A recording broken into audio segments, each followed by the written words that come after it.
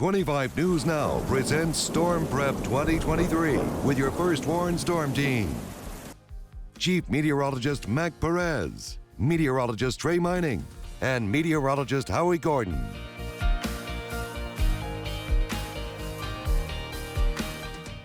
Storm Prep 2023. Hello, everybody, and thank you for joining us. I'm McCormick Perez, Chief Meteorologist at 25 News Now.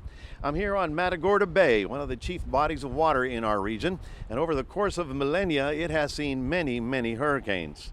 Now, all of us probably remember where we were during Hurricane Harvey, which was the last one that came through here. So as we prepare for the upcoming season of 2023, we need to take into account what we have learned, what we know, and how to get ready for the next storm. Remember, the time for storm preparation is now, before the storm arrives. In the history of Texas hurricanes, the story of Indionola is unique. Indionola was right up the coast here. It was the second most important shipping port on the Texas coast during the 1800s. It was located right here at Powderhorn Bay. But as history would tell us the story, back-to-back hurricanes literally wiped Indionola off the map. We found one family in Cuero who was deeply affected by the arrival of that historic storm. Up until 1875, Indionola, Texas was one of the chief ports on the Gulf Coast.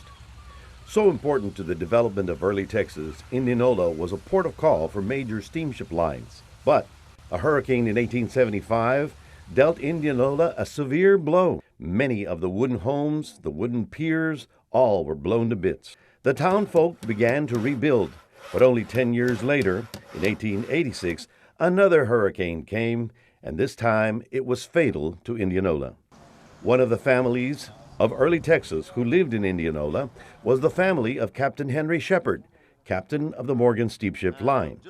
The storm caused the death of several of his family members and scattered the Shepards across the coastal bend. On Broadway Street in Cuero, Texas, is this home. It is now the county museum, but this house was also witness to the great Indionola hurricanes over 100 years ago. After the storm destroyed the port, the residents picked up whatever pieces they could, brought them to Cuero, and set up their new home. Today, the Shepard family are the descendants of those who had to escape the destruction of what happened to Indionola. It killed two of my great-great-grandmother and one of her children. And if Indionola had survived and thrived, we wouldn't be in Cuero. We'd probably still be in Indionola. The home has been on this lot since the 1880s, and it has served as the Shepard family ever since. Our family was always together, extended family, joking and telling the history of the house and that there were ghosts and scaring us to death. The home had been destroyed in the hurricane of 1875, but the ancestors found as many pieces as they could and shipped them to Cuero, where they rebuilt their home. This home is filled with many mementos and many memories of the impact of Indionola. This barometer was Captain Henry Shepard's, and they had it in Indionola during the hurricane, and as it was told to us, they were watching the barometer as it started dropping, and that was one of the few ways they had to tell what was forthcoming, and it happened to be a devastating hurricane, and it survived. That barometer that the Shepard family was looking at the night of the Indionola hurricane was one of the few pieces of technology that was there that could help them, warn them of the impending doom. Well, today we have a wealth of technology and communication. All of that helps us alert everyone and make sure that we minimize the loss of any lives. The fact that there's going to be another hurricane on the Texas coast is not a question, it's a fact, and we all have to be ready for it. Grab your cell phones, scan this QR code, our quick response code to download Crossroads Today app. You can watch us anytime, anywhere, get breaking news, alerts, and submit news, tips, and videos to us. And during the storm, you'll get updates right away. Coming up after this short break, we'll take a look at how the Crossroads is getting ready for the upcoming season. Meteorologist Trey Mining met up with some of the county leaders and city leaders who are always preparing for the next storm. Welcome back, everybody. Today, fortunately for us, our city and county officials realize that we all have to be on the same page when the storm arrives. Communication is key, but preparation is also fundamental. Recently, the Mid-Coast Hurricane and Disaster Preparedness Conference gathered here in Victoria, and meteorologist Trey Mining and I sat in through some of those very important discussions. One thing for sure, disasters have happened before and they will happen again. Knowing this, knowing what to do to get ready for such an event is important. And this is where education comes in. We here in the Crossroads have access to a wealth of information to help us get ready for such an event. One of those is by attending the annual Disaster and Hurricane Conference here in Victoria. A wealth of information right here in our own backyard. This is our 22nd year for our conference, the Mid-Coast Hurricane Disaster Conference. It's a great opportunity for networking of our professional organizations, emergency management, first responders. Richard McBrayer, Victoria Emergency Management Coordinator, agrees that this conference has one main goal. The more prepared we are, the more resilient we're going to be. Tivoli Assistant Fire Chief Marcus Torres travels every year to learn the latest on how to help his community prepare. It's very educational. It's good that Victoria County puts it on. It shows that there's a lot of agencies here, not only just local, but state, regional, all over the place that are here just trying to make sure that everybody has the awareness of the resources that they need to have. Perhaps one of the most anticipated participants is the National Weather Service. John Metz, meteorologist in charge with the National Weather Service in Corpus Christi, says knowing what to expect before a storm arrives is key to survival, while stressing that no two storms are alike. We don't want folks to be complacent. We want folks to know what a hurricane brings, the various hazards, including wind, and storm surge, flooding rains, tornadoes, how to prepare their families and their homes and businesses for such an event. Metz says tracking hurricanes and the technology used is always improving. New hurricane models that are starting this year for this season that we're looking forward to seeing how those prove to be effective. Our current NOAA computers can process 12,000 trillion calculations per second to run our weather models and update those hourly. The experts say nothing replaces being ready and prepared before the storm arrives. Bill Reed, former director of the National Hurricane Center, agrees. But you need to know whether you need to evacuate. If you don't need to evacuate, you need to. If you do need to evacuate, make sure you have a plan for making sure your car always has gas, tires are in good shape, that sort of thing, and what you're going to take with you. If you're not going to evacuate, I recommend you have water and basic food stuff to go by for at least a week before things get back to semblance of normal. Another of the many things discussed at the conference was what to do with our area hospitals and with citizens who need help evacuating. Are these hospitals ready to hunker down in the middle of a direct hit? Do they have backup power? And who will actually stay behind to weather the storm? Our news reporter, Darius McCormick, has the story. Here in the Crossroads, we're no strangers to severe weather. Port Lavaca has seen several tropical storms. Tropical Storm Beta caused flooding in 2020, while back in 2017, Hurricane Harvey peaked right here in this town.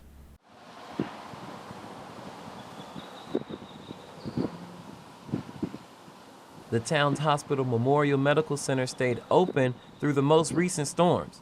We spoke with the Chief Nursing Officer and Chief Executive Officer about Port Lavaca's preparedness then and now. And we were hit. We were without electricity for about a week. Yeah, a little over a week, I think. And at that time, we were on an old generator that could only power critical equipment. And so Memorial Medical Center remained open during Hurricane Harvey in 2017.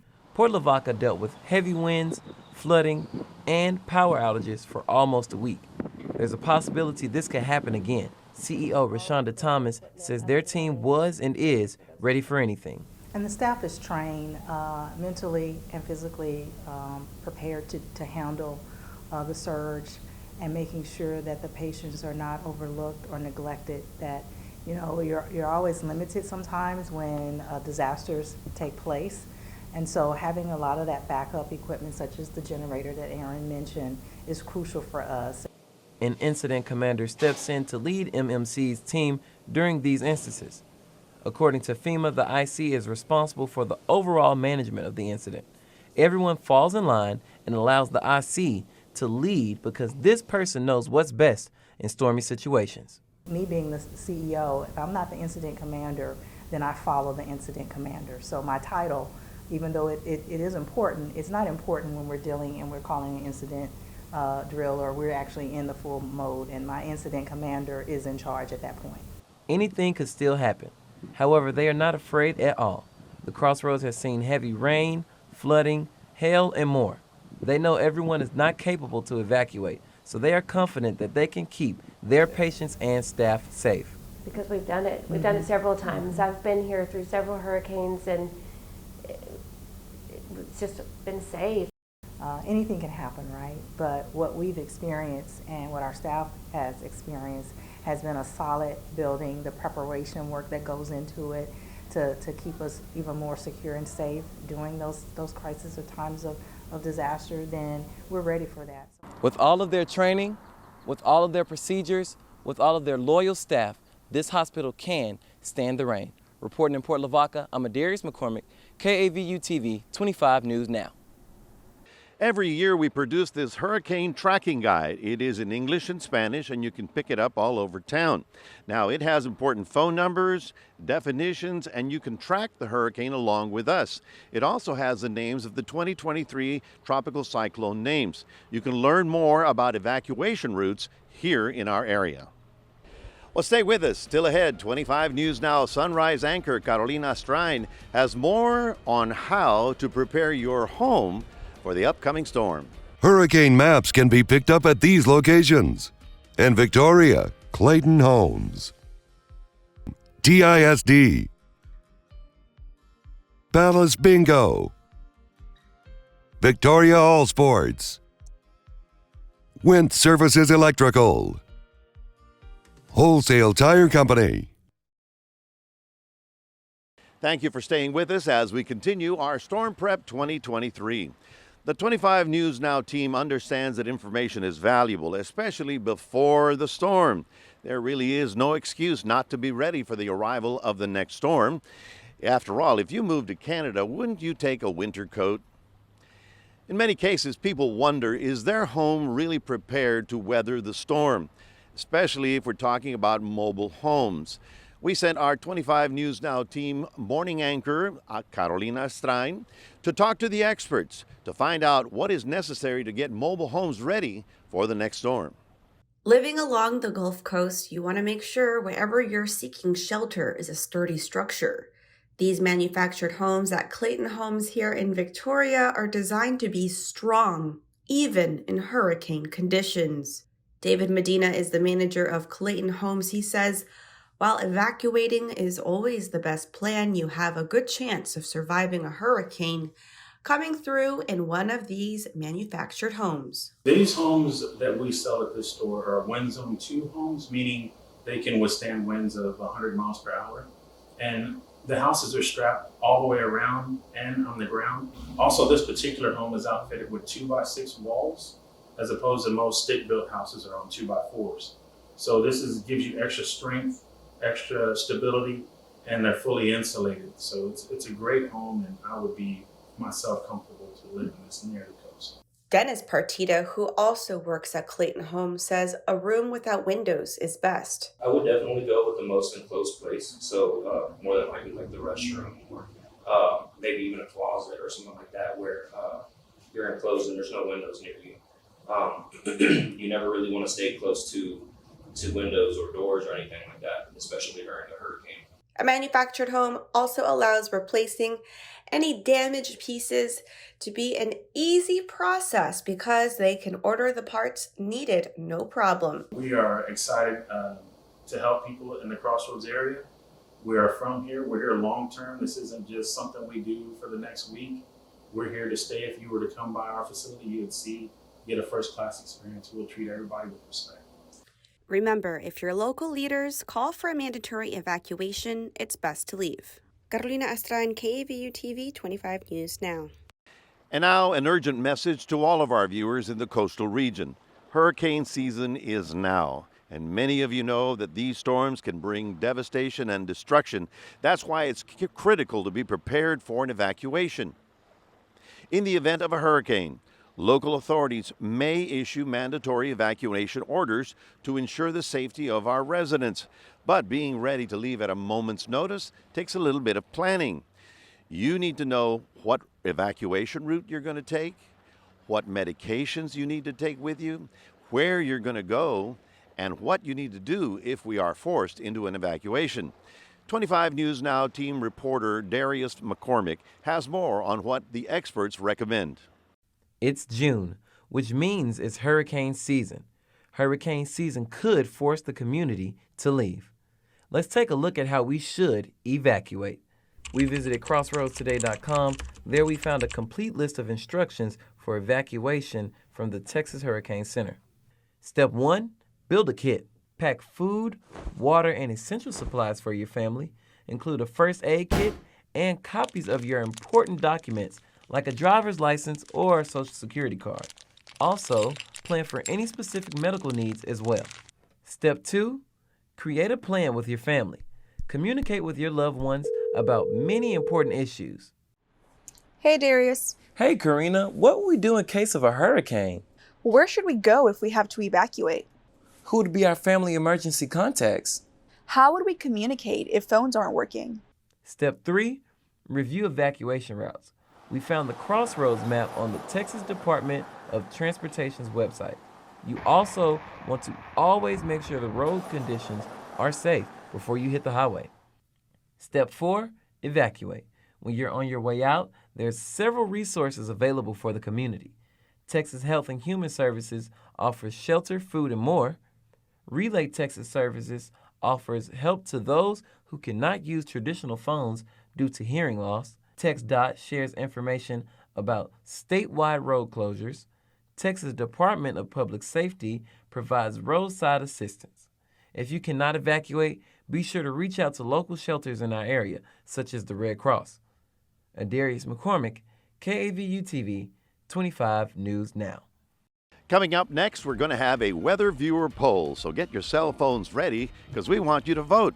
We'll also take a look at a bird that flies into the hurricanes. Hurricane maps can be picked up at these locations. In Cuero, Allied Feeds full of pep. Recently, our meteorologist Scott Pitney got inside a Hurricane Hunter. This is the aircraft known as a C-130 that actually flies through the hurricanes. They gather valuable information that is dispatched to the National Hurricane Center to improve on the forecast. Chief Master Sergeant Jay Latham. Tell us what it's like to fly into a hurricane. Flying through a hurricane is super exciting. It's really a dynamic environment. You're busy working most of the time, so there's not a lot of time to just look out the window and appreciate it. We do, and we get to see some amazing sights, some amazing weather. But we're really focused on gathering the data to provide that to the National Hurricane Center to improve their forecast. We got a jet flying over right now. Turbulence we experience is really no different from a traditional jet. You get bounced around. We do see different types of weather. Hail, lightning, those are all things we experience on a common, regular basis. Turbulence, yeah, we prepare for it, and we expect it. So the plane is rigged for it. We're in our seats with our seatbelts on. So we do everything we can to mitigate the turbulence. But it is sometimes you just get unexpected turbulence. We are here today at Ellington Field to check out the C-130 aircraft that is also known as the Hurricane Hunter aircraft. I'm here with Jeff Lindner, who's the meteorologist for Harris County Flood Control. It's really an education piece. It's, what watershed do I live in? What creek and bayou do I live by? So when we do have heavy rains, and it's not always going to be a tropical system. It's not always going to be a named storm. And so it's important that you know where you live in association with the waterways in the area. Also, how to get information. Where do you go to get information? That's flooding. We operate our flood warning system with our network of gauges across the region. And then also flood insurance. If you look at Harris County, even after Harvey, only about a third of residents in Harris County have flood insurance. And, we recommend everybody have flood insurance if you're in a floodplain or not. And that's because flooding can happen anywhere. As a matter of fact, 60% of the flooding that we have tends to happen outside of map floodplains. So Is that right? 60%? 60%. So That's incredible. just because you're outside of a floodplain doesn't mean you're safe. You can watch Storm Prep 2023 again on our digital streaming service, Crossroads Today Plus, and share it with your family and friends. You can find it on your connected TV through Amazon Fire TV, Roku, Apple TV, and Android TV, and on your cell phone. Search Crossroads Today Plus. Well, stay with us, folks. We'll be coming up right back with the official NOAA prediction for the amount of hurricanes expected for the upcoming season. And we'll be talking to some experts on what you need to know to prepare for storm season 2023. Hurricane maps can be picked up at these locations. In El Campo Cycle Center. Every year, experts in the hurricane business try to predict how many named storms we're going to get. We've had years where we've had very few storms, and we've had years where we've run out of the alphabet. So what's it going to be this year? Colorado State University began forecasting the number of named storms about 20 years ago. Their accuracy is getting better and better. So what is going to be their forecast for this year? We said 25 News Now weekend anchor Adam Seibel to find out what CSU has predicted as of April 2023. Dr. Phil Klotzbach, a research scientist at Colorado State University, leads the team that predicts the number of hurricanes each year. Many patiently awaiting that annual April 6th date for the predictions to come out. The numbers just came out. How many storms are we looking at this year? Yeah, we're forecasting a total of 13 storms named by the National Hurricane Center, so 13 named storms. Of those 13, 6 becoming hurricanes, and of those 6, 2 becoming major Category 3, 4, 5 hurricanes on the Saffir-Simpson scale. An average season is slightly more. It's 14 storms, 7 hurricanes, and 3 major hurricanes. One of the factors they monitor when making these predictions is, are we going to get El Nino type conditions this season? Right now, the Atlantic is quite warm, much warmer than normal in the eastern and central part. And when you have a warmer Atlantic, that provides more fuel for storms and also tends to be just a more conducive environment for thunderstorms, which are the building blocks of the hurricanes. While Klotzbach is predicting hurricanes, Dr. Heather Holbeck, a research scientist with NOAA, is flying into them. We can fly in to study these storms, and so we look at the different storms that are forming and to figure out which ones might be of interest to us on the research side. There's a lot of emotions that go along with it because you don't know what to expect. There's excitement because, these are massive storms sometimes, but there's also just a lot of fascination. You learn so much by getting out there and actually seeing these storms. Klotzbach noting how drastic that change is when her team enters the eye of a hurricane. One of the things that I find really fascinating is whenever you fly through the eye wall and go into the eye, the transition from turbulence to just completely smooth and calm happens so quickly. All of this data going back to help scientists like Klotzbach predict storms and hurricanes. So whether we have a high or low outlook for a hurricane season, it's better to err on the side of caution as far as hurricanes are concerned. The answer is you really need to be prepared the same for every hurricane season, regardless of our outlooks, NOAA's outlooks, anyone else's seasonal forecast, because, first of all, these forecasts certainly aren't perfect, and even if they are, we can't tell you exactly where those storms are going to go. So you need to be prepared the same for every year because it just takes that one storm making landfall near you to make it an active season. So from research teams on the ground or the air, they're working to forecast more accurate data every year to give us a glimpse into severe weather and hurricanes. Adam Seibel, KAVU TV 25 News Now. Well, we now have the Weather Viewer poll. We want to know what you think. Which one of these stories in Storm Prep 2023 did you find most helpful? Was it the one on hospitals, the one on Indionola, the one on protecting your home for the storm, the one on evacuation routes, hurricane aircraft, or interviews with the hurricane experts? To vote, go to crossroadstoday.com/voteweather, and we want to hear from you. Here's a look at some important information that you need to know in case a hurricane affects the Crossroads. The Crossroads Red Cross can be reached at 361-573-2671. And the Department of Public Safety can be reached at 361-578-3450. We have all the numbers you need on crossroadstoday.com. Well, thank you for joining us on this year's Storm Prep 2023.